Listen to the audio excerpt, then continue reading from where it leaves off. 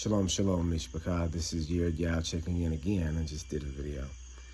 But what I wanted to get on here and talk about is two things that I was afraid of, the two things that I was afraid of as a kid that really don't mesh together in the same world that well, right? And so the two things that I was scared of as a small child growing up were aliens and ghosts, right? And so how are these two things in the same world? Do you understand what I mean? How do these two creatures exist in the same world? I didn't really, I knew there was something wrong. Even as a child, I knew that there must have been something wrong with the world, because these two creatures, both of which I'm afraid of, didn't seem to be from the same world, that they existed separately in their own worlds, right? It's almost as if even in my mind, thinking about ghosts was completely different from thinking about aliens, and the two couldn't mix and match whatsoever. One of the stories that I like to tell growing up about my, growing up and considering these things that I see in front of me in the media, right? Because there's all sorts of movies about aliens, and then there's also all sorts of movies about ghosts, right? And this is what drives my, imagination as a young boy, 12 and under. This is what's driving, and over that too, this is what's driving my imagination. As I'm looking at TV and seeing aliens, I'm looking at TV and seeing ghosts, right? And then in my mind, I'm scared of these two things, but they don't seem to fit in the same world. And here's why. The reason why that they don't fit together in the same world is because of the fact that aliens couldn't have ghosts, right? Aliens couldn't have ghosts, but they must die, right?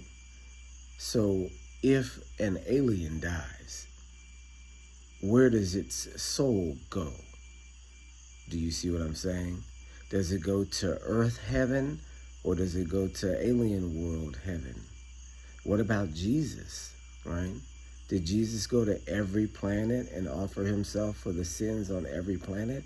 Or did he offer himself once, and that goes for the sins for every creature on every planet, whether it's, Earth or Mars or, B247 in the Andromeda galaxy, right?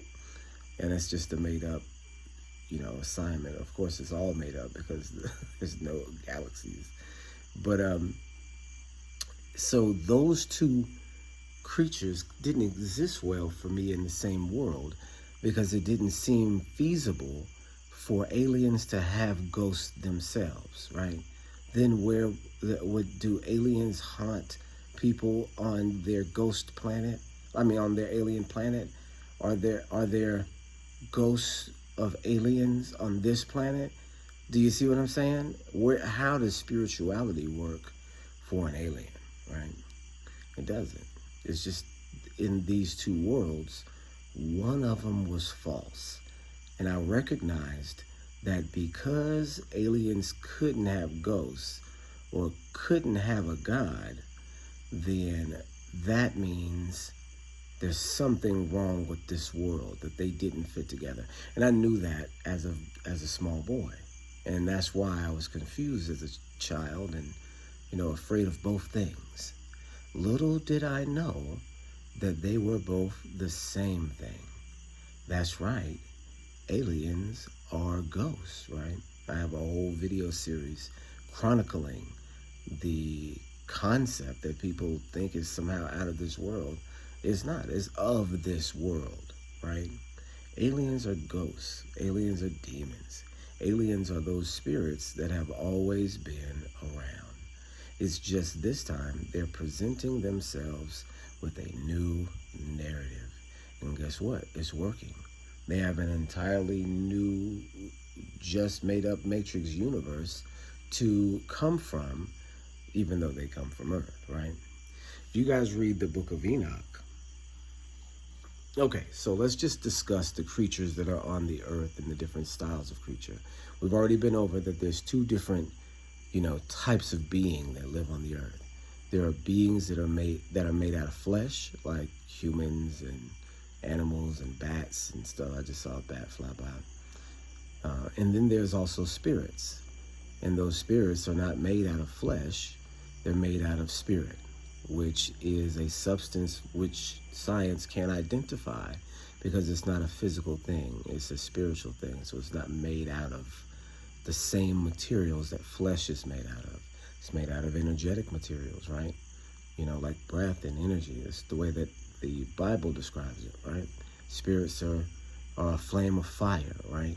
Even the Quran talks about spirits being made out of fire, right?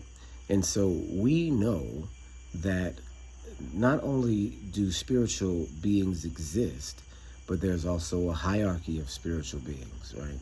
And so some beings that are more powerful than other beings.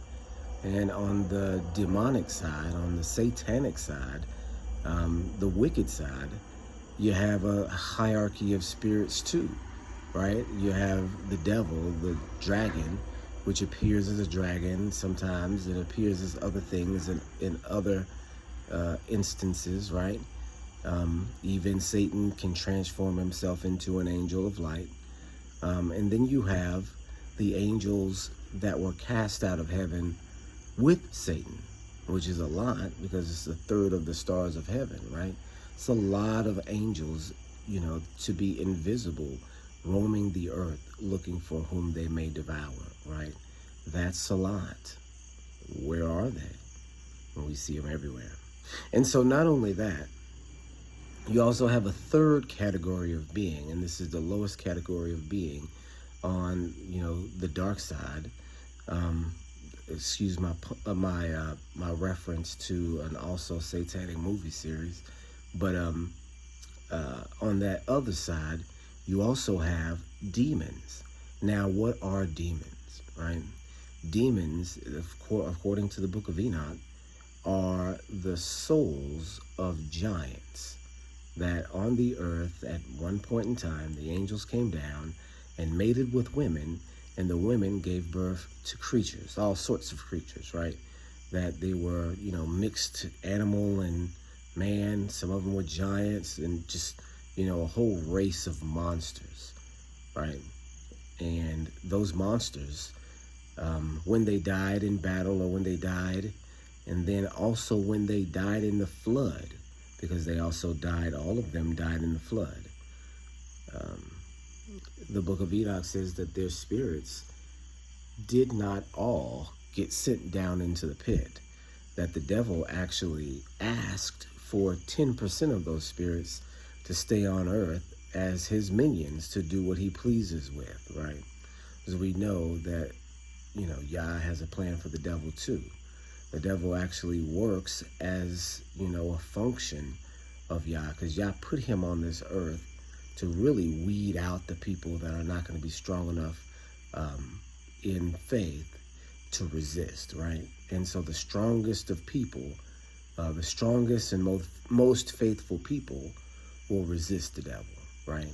And then be rewarded at the end of the world with everlasting life. Because look, in the original outlook, and of course Yah knows the beginning from the end, so even as he's creating, he knows the outcome of these creations just by creating them, right? And so as he's creating, we see that a third of his creation in heaven falls, that the responsibility that they were given, they could not maintain. So doesn't it make logical sense then to have what the book of Esdras calls a gauntlet, where in this world, in this environment, in this area that we call the earth, which is an enclosed environment, with the dome over top of it, that Elohim can look down and look and see what's going on. In this enclosed environment, it is a gauntlet for your soul. You experience a life. You experience temptation, and you don't experience temptation that's given by you, because the world is what it is. It's what it's created to be, what it's become because of us, because of Adam, because of Eve. We experience this and we go through it, and we endure it or we don't. And our souls are strengthened if we do, right? And if we don't endure, then our souls are destroyed. It's the perfect, staging area for immortality. Do you see what I'm saying? And it's not as if that you're working in this life towards immortality. You're born in sin and shaped in iniquity, but the Messiah says the kingdom of heaven is inside you, which means you have been given the ability to achieve heaven, right? Especially now that the gospel has gone out into the entire world, right? We even know that Yahushua, the Messiah, preached to the spirits that were in prison, right? From the spirits that are in prison, not from, modern times at that time, but from before the flood, that he preached to people that were alive before the flood. Now, why did he do that? You see what I'm saying? There's a lot going on there, in the spiritual realm. And so when we understand that there's a lot going on in the spiritual realm, then we look at Earth different, right? Turns out that those aliens weren't really aliens at all. They were ghosts pretending to be aliens. And do you see how that solves the problem? Do you see how that makes sense? I mean, you could have the multiplicity of worlds and then atheistic nothingness that comes after death, which is no explanation for the beginning of life, but an explanation for death, nonetheless. And then deny that there is a spark of energy inside of your body that doesn't come from your body, that is a consciousness that just uses your body, exactly like the Bible says. If they deny that and deny the, the ephemeralness of the dream, right? The fact that dreams can sometimes predict the future, the fact that dreams are waking and unwaking at the same time, that is the spiritual understanding within the dream as well, outside from this physical, reality right here. That spirituality in that level exists within us all, right? If they ignore all of that, then that's the solution. But not ignoring those things, not ignoring the natural, intrinsic spiritual nature of humanity, then you can see very clearly that these disembodied spirits are liars. And we already knew that they would be, right? Ancient testimony tells us that the spirits of this world are deceptive, right? There was an account of a witch from England. His name was John Dee, right? And he was an advisor to the Queen. And not this current queen, but a queen or a king about 400 years ago, during the time of Shakespeare, on or around the time of Shakespeare. And this is actually where the concept of 007 comes from, James Bond, because this John Dee, because he was some sort of magician and had some sort of secret understanding of knowledge and numbers. They all talk about this. Always signed his letters as in a secret code, and his secret code was 007. And so modern day people took up on that, and on that, Queen's advisor, spy, for the crown style of person, and then, created James Bond as a sort of CIA agent / whatever, right? But this all comes from John Dee. And John Dee made up some sort of, magical system. And we don't get into deep into any of this stuff, right? And so we just know it to be some sort of magical witchcraft system that he was able to summon these demons with and communicate with them. And so the more and this is all documented, that he says that he made contact with these angels, he calls them. And the more he made contact with them, the more he would learn. Then in one of his correspondences one of his letters, he starts to write some things that are different, right? He starts to say, I think these things are lying to me, right? I think these entities that I'm dealing with are lying. They're telling me things that I know to be not true, right? Now, isn't that interesting? Because you would believe that if you're living in that other world, that materialistic world where only the material exists, you would think John Dee is some sort of charlatan character that is, hustling the crown and, profiting from it. But why would he, just make up a scenario of being deceived by spirits? It doesn't follow that. I mean, unless he's just some sort of master manipulator, and they're telling me this, and these turn out to be lies, but they're actually his lies. It doesn't make sense going, into what he's actually talking about, because he's talking about, these spells and all this stuff, and all of these magical incantations. And it just comes out when it says, I think these things are lying, right? It doesn't sound like somebody who is making up a story or trying to impress somebody if he keeps coming back with that he's being deceived, right? And so we learn from history that there's all sorts of deceptive, pagan gods, right? And we can not use their names because, the scripture talks about not using the names of other gods. But there's one that they made a movie about, and sometimes we do for teaching purposes, and sometimes we don't. But the movie that we're talking about is this Norse figure who is the anti-hero to the one that they make the movies about. His name begins with an L. Well, if you look up that, and it rhymes with Hokey, right?